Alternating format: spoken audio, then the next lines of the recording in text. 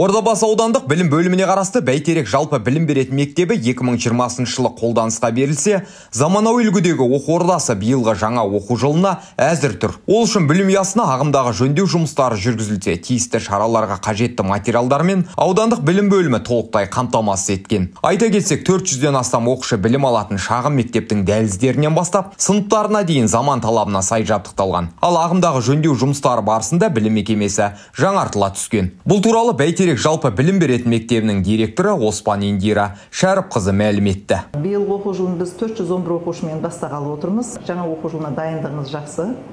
Қазір мұғалімдердің барлығы кезекті еңбек демалысына жұмысқа түсіп жатыр. Бізде 2 смен оқушы.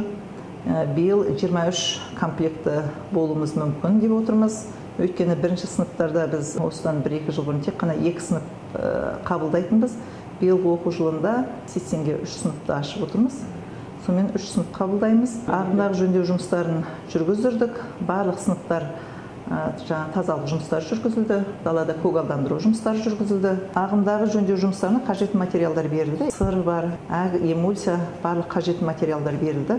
Барлық класстарды, сыныптарды әктедік, спорт залды реттедік, краскіледік, жаңа оқу жылына дайынбыз деп отырмыз. Білім саласындағы жаңа заманауи бағыттарды жүзеге асырып келе жатқан бұл ұжымның жеткен жетістіктері мен бағындырған белестері де аз емес. Ең бастысы, өткен оқу жылында Бәйтерек жалпы білім беретін мектебін бітіріп шыққан 12 түлектің 7-еуі мемлекеттік грант иегері атанған. Сонымен бірге өнегелі оқу ордасы шәкірттерінің аудандық және облыстық деңгейдегі білім бәсекелерінде жеткен жетістіктері мол. Өткен оқу жылында 12 оқушымыз бітірді, 12 түлек. 12 түлектің биыл 7 түлек мемлекеттік грант иеленді.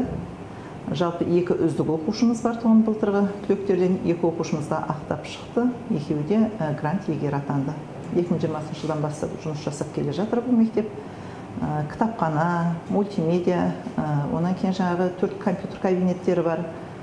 Биыл STEM кабинетін жабдықтап жатырмыз ашып. Спорт зал жабдықтары бәрі түгел берілді.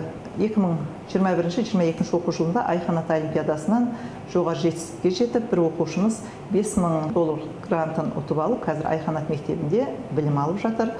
Онан кейін облыстық олимпиадалардан біраз жетістіктеріміз бар. Биыл Әсем деген үздік бітірген оқушымыз 2 жыл қатарынан облыстық олимпиаданың жеңімпазы атанып, биыл грант иегері атанды 115 балмен. 2023-24 оқу жылында жалпы республикалық пәндік олимпиададан жақсы көрсеткіш көрсетті оқушыларымыз.